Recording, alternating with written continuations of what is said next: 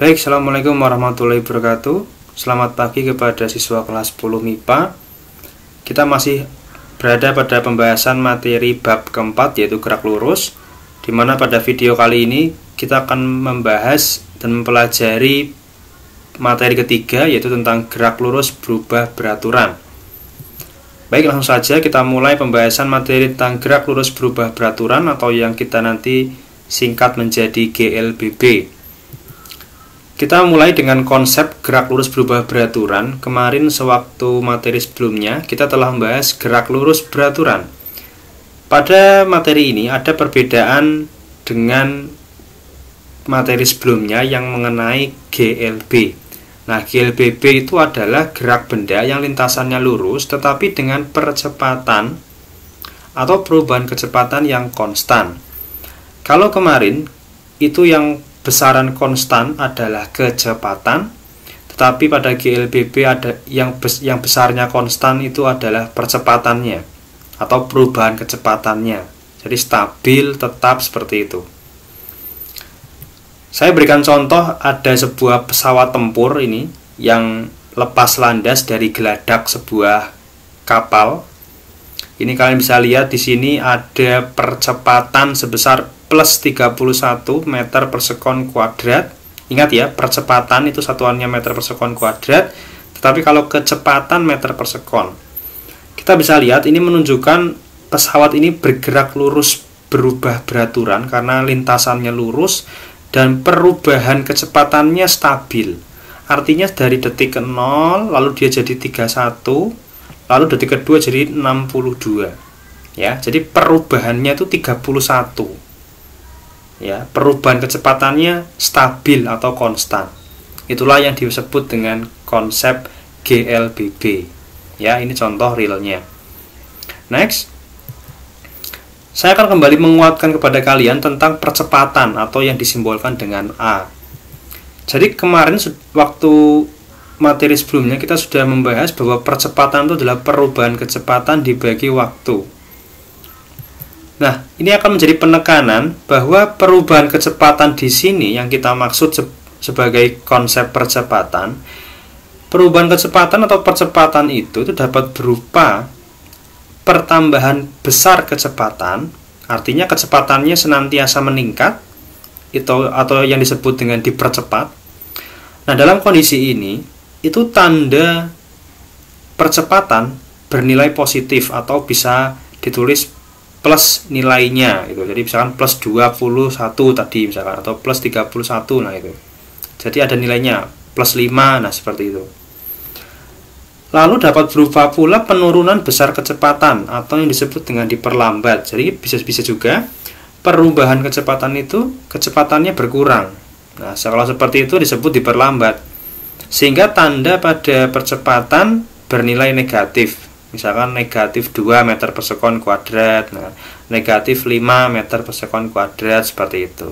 Paham ya? Jadi ada dua konsep tentang percepatan. Ingat ya, bisa dipercepat atau diperlambat. Ini keadaan dua ini sama-sama percepatan artinya.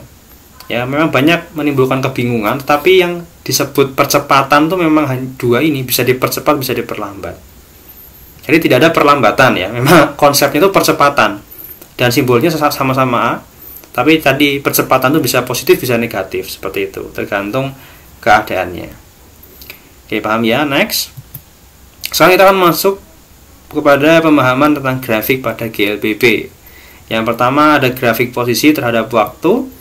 Saya berikan ilustrasi, ada mobil yang bergerak ini dari selang waktu tertentu. Tetapi kita mengingat kembali dengan materi sebelumnya tentang GLB. Kalau GLB itu kan kecepatannya tetap, sehingga jarak atau perubahan posisinya pun relatif stabil. Sehingga grafiknya kalau kita ingat posisi terhadap waktu pada GLB itu adalah garis miring lurus ya. Tetapi berbeda dengan GLBB karena kecepatannya berubah ya, kecepatannya berubah sehingga posisinya itu senantiasa tidak, pertambahannya tidak stabil ya. Jadi tidak stabil. Ini kan kalian bisa lihat sini 2 ke 8 bertambah 6, 8 ke 18 10. Nah, seperti ini, jadi tidak stabil. sehingga membentuk garis melengkung, ya, seperti itu. Next. Nah, kita bisa menganalisa pada grafik posisi terhadap waktu atau S terhadap T, kita bisa cari tahu apakah grafik itu dipercepat atau diperlambat. Caranya adalah kita akan membuat sebuah garis singgung. Nah, misalkan ada grafik ini ya, grafik yang melengkung yang warna biru. Kita buat garis singgung di kedua titik, misalkan ini titik A dan titik B. Nah, ini kita bisa dapatkan kesimpulan jika kemiringan ya grafik pada titik itu menunjukkan kecepatannya, karena S dibagi T itu adalah V ya, besaran kecepatan, sehingga semakin miring ya, semakin miring garis singgungnya, artinya pada titik itu kecepatannya lebih besar. Sehingga pada grafik seperti ini kita bisa simpulkan kecepatan di B saat di B ini itu lebih besar daripada saat di A. Sehingga kalau grafiknya arahnya ke sana, ke atas, maka ini keadaan mula-mula, ini yang B keadaan akhir. Maka kecepatannya meningkat, sehingga bisa kita simpulkan kalau ada grafik seperti ini keadaan yang dipercepat. Ya, nah seperti itu. Kalau nanti misalkan grafiknya kemiringan keadaan setelahnya lebih rendah, itu berarti diperlambat. Ya, nah begitu. Next. Yang kedua, grafik kecepatan terhadap waktu. Nah, ini. Nah, ini baru kita memahami dari konsep percepatan tadi, bahwa percepatan itu adalah perubahan kecepatan, perubahan. Sehingga jika misalkan saya berikan ada peristiwa seperti ini, di mana ini ada sebuah benda yang mula-mula 0, lalu dia 1 detik kemudian menjadi 4, 2 detik kemudian menjadi 8, menjadi 12. Lah, kita bisa lihat di sini perubahannya konstan. Ya, berapa perubahannya? 4, 4, 4, 4. Itu konstan. Perubahan kecepatannya konstan atau percepatannya konstan. Stabil atau beraturan. Nah, itu konsepnya di situ. Sehingga untuk grafik V terhadap T itu adalah berbentuk garis lurus. Nah, ini jadi tidak melengkung. Karena stabil ya, perubahannya itu stabil. Nah, sehingga bisa kita simpulkan bila ada grafik seperti ini, ada dua benda A dan B yang memiliki grafik V terhadap T seperti ini, kita bisa simpulkan ya bahwa percepatan A itu lebih besar daripada B. Nah, jadi kalau ada grafik V terhadap T, kita bisa simpulkan percepatannya. Ya, karena percepatan tadi adalah perubahan V terhadap T. Ya, jadi nilai kemiringannya. Ya, seperti itu. Next. Nah, untuk lebih jelasnya akan saya berikan sebuah ilustrasi sebuah pergerakan benda. Kita lihat yang pertama ada grafik A. Nah, seperti ini. Ini artinya, ingat ini grafik V terhadap T ya, berarti kecepatannya senantiasa bertambah. Dan kalian masih ingat bahwa V itu adalah kecepatan, adalah besaran vektor, sehingga dia punya arah dan besar. Ini V-nya dalam daerah positif, sehingga bisa kita katakan secara vektor dia bergerak ke kanan. Ingat ya, kalau positif itu ke kanan, negatif ke kiri, atau bisa saja positif itu ke atas, negatif ke bawah. Ingat, arah dalam vektor. Next, grafik B. Nah, kita lihat ini. Kalian bisa lihat di sini bahwa pada saat benda bergerak di grafik B, kecepatannya stabil. Ya, di sini tuh, misalkan ini 10 ya. Katakanlah ini 10 meter per sekon. Dia dari selang waktu T1 hingga T2 10 saja. Artinya dia stabil kecepatannya atau bergerak secara GLB dan geraknya masih ke kanan ya, ingat. Next. Grafik C ya, ini kalian bisa lihat kecepatannya turun ya. V-nya dari misalkan 10 meter per sekon ini menjadi 0. Nah, artinya kalau seperti ini keadaannya bisa disebut diperlambat, tetapi masih bergerak ke arah kanan ya, karena ini masih dalam daerah positif. Next. Nah, grafik D, kalian harus sudah mulai teliti. Pada grafik D ini benda berada pada V negatif, artinya dia berbalik arah ya. Lalu kalian bisa lihat besarnya, dia dari 0 menjadi misalkan ini negatif 2 misalkan. Besarnya bertambah ya, berarti apa? Ya dipercepat, tetapi geraknya ke kiri. Nah, ya, ini waspada. Penafsiran grafik sangatlah penting. Next, yang terakhir, grafik E. Nah, kita bisa lihat, ini masih dalam daerah negatif dan masih bergerak ke arah kiri, ya. Tetapi besarnya dia berkurang, ya, dari misalkan tadi negatif 2 di sini, negatif 2 meter per sekon ini, ya, menjadi 0. Ya, berarti kalau keadaan seperti ini, berarti diperlambat, tetapi ke kiri. Nah, kalian bisa bayangkan bagaimana ilustrasi gerakannya, ya. Jadi dipercepat ke kanan, terus tetap diperlambat, balik lagi ke kiri, dipercepat, terus diperlambat. Nah, gitu. Jadi ilustrasinya kalian bisa bayangkan sendiri, ya, pergerakannya. Oke, paham, ya? Next. Yang ketiga, grafik percepatan terhadap waktu. Nah, kalian ingat GLBB itu adalah percepatannya yang stabil atau konstan, ya. Jadi sehingga grafiknya garis lurus, ya, stabil. Jadi 10 terus, ya, meter per sekon kuadrat. Oke, gitu, ya. Nah, inilah makna dari percepatan. Jadi misalkan ada benda dengan percepatan konstan positif 10 meter per sekon kuadrat, itu artinya apa? Setiap 1 detik benda itu bertambah 10 meter per sekon kecepatannya. Sehingga seperti ini tolong dipahami. Jadi misalkan dari 0, ya, ke 1 berarti dia jadi 10, ke detik kedua jadi 20, ke detik ketiga jadi 30, dan seterusnya. Jadi pertambahan atau perubahan kecepatannya stabil atau tetap. Sebesar berapa? Ya ini, positif 10. Paham, ya? Pak, gimana kalau misalkan negatif 10? Ya nanti berarti berkurang. Jadi misalkan dari 0, ya berarti nanti bergerak kiri jadi negatif 10, terus negatif 20, begitu, ya. Jadi itulah makna dari percepatan. Ingat, ya. Next. Sekarang kita akan tentukan 4 persamaan pada GLBB berdasarkan konsep grafik yang kita dapat. Kita ambil dari grafik V terhadap T.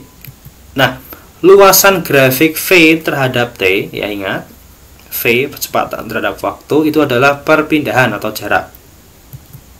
Sehingga bisa kita dapatkan persamaan pertama, yaitu jarak atau perpindahan sama dengan kecepatan rata-rata dikali waktu. Ingat, kecepatan rata-rata, ya. Kenapa rata-rata? Karena kecepatannya berubah. Ingat, pada GLBB itu V-nya berubah, ya. V-nya berubah tapi percepatannya tetap. Ingat. Sehingga karena ini kecepatan rata-rata, maka kita dapatkan konsep kecepatan rata-rata itu berarti kecepatan akhir tambah awal bagi 2. Misalkan Anda mendapatkan nilai ulangan 90, ulangan pertama.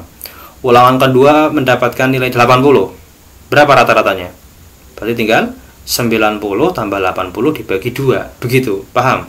Ya, itulah konsep rata-rata. Next.